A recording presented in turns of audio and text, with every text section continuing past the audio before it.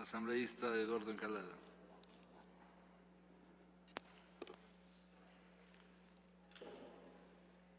Señor presidente, señoras y señores asambleístas,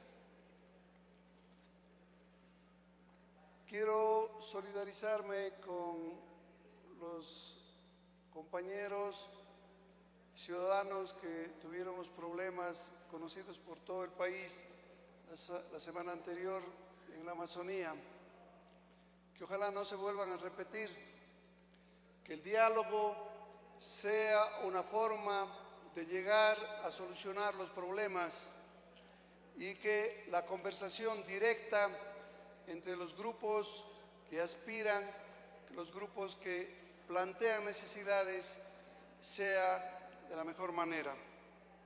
Repito, señor presidente, compañeros, ojalá en este país no se repitan esos acontecimientos y continuemos trabajando y debatiendo aquí en la Asamblea leyes que vayan a beneficiar a la colectividad. Señor presidente, estamos considerando en primer debate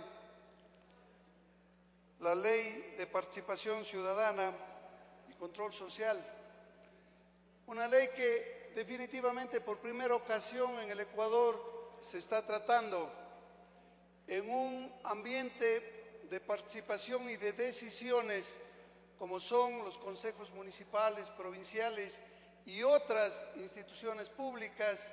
Tiene que haber la presencia del ciudadano, tiene que haber la presencia del líder de esa ciudad o de esa región para conversar y dialogar con las autoridades que están inmersas en esa situación. Los ciudadanos y ciudadanas en forma individual y colectiva participarán de manera protagónica en la toma de decisiones, planificación y gestión de los asuntos públicos y en el control popular de las instituciones del Estado y la sociedad y de sus representantes en un proceso permanente de construcción del poder ciudadano. La participación se orientará por los principios de igualdad, autonomía, deliberación pública, respeto a la diferencia, control popular, solidaridad e interculturalidad. La participación ciudadana, señor presidente, en todos los asuntos de interés público es un derecho que se ejercerá a través de los mecanismos de la democracia representativa, directiva y comunitaria. Señor presidente, para cumplir esos objetivos que muy claramente lo dice la Constitución, para la participación ciudadana y control social, establece precisamente la obligación de aprobar la ley que hoy estamos tratando. El objetivo de la ley debe ser crear y garantizar mecanismos para hacer efectivos los derechos de participación ciudadana y de control social. La participación ciudadana se debe entender como la actuación de los ciudadanos en los espacios de decisión y control del poder público, configurándose como un derecho y un deber que puede ser ejercido individual o colectivamente por todos los ciudadanos sin excepción. Estos son, señor presidente, compañeros asambleístas, los principios generales básicos que marcan esta ley de participación ciudadana y control público y social. Se establece que las modalidades o mecanismos de participación ciudadana previstas en la ley no excluyen otras formas, modalidades y procedimientos de participación. Se señala como principios de la participación la transparencia en el manejo de los asuntos públicos, el derecho de acceso a la información pública, la libertad de información, asociación y prensa y el derecho de todos los seres humanos a participar en la vida pública y política del Estado. Se define el control social como los procesos participativos mediante los cuales la sociedad, a través de sus organizaciones o instancias creadas para el efecto, ejerce su capacidad de control a la gestión pública a través de la aplicación de varios mecanismos de rendición de cuentas por parte de los mandatarios.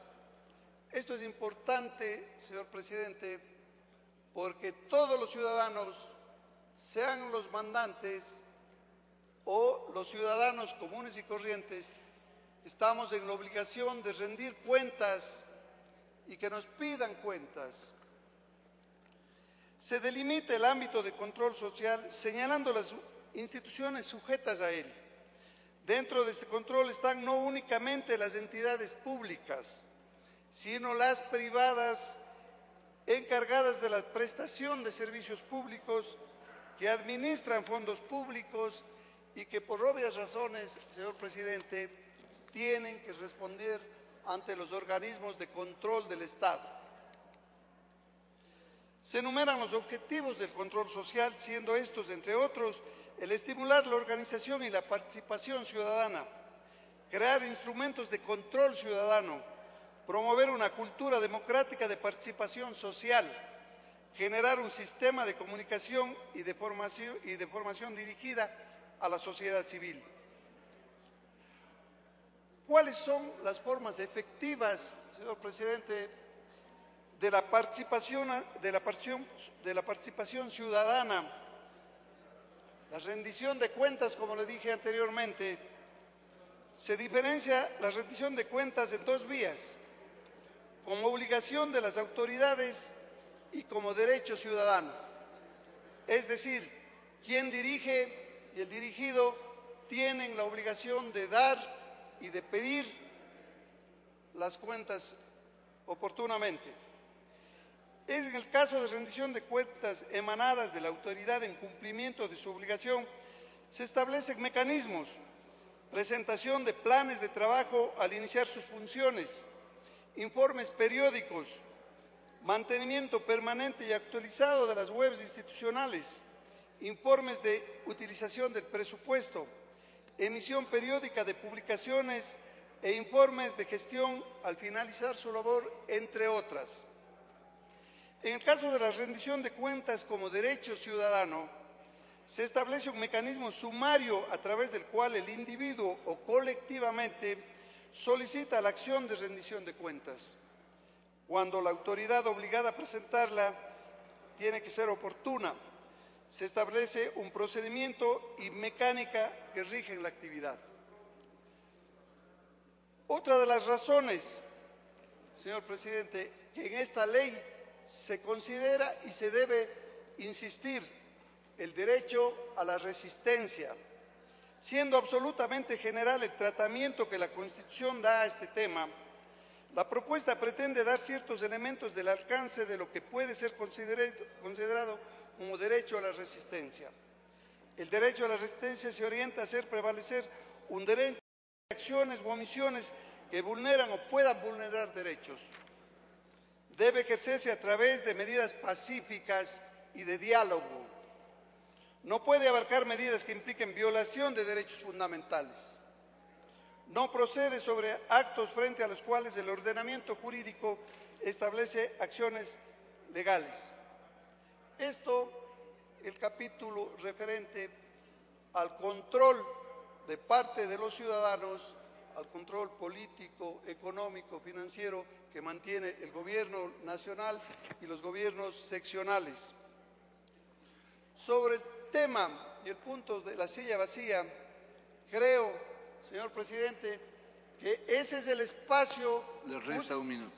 Justamente donde tiene que llegar el ciudadano, el delegado, el representante de los barrios, de los marginados, a explicar su punto de vista. Y por supuesto, señor presidente, ese ciudadano o ese representante ciudadano tiene que tener el derecho a la voz y a voto en esas sesiones. Muchas gracias.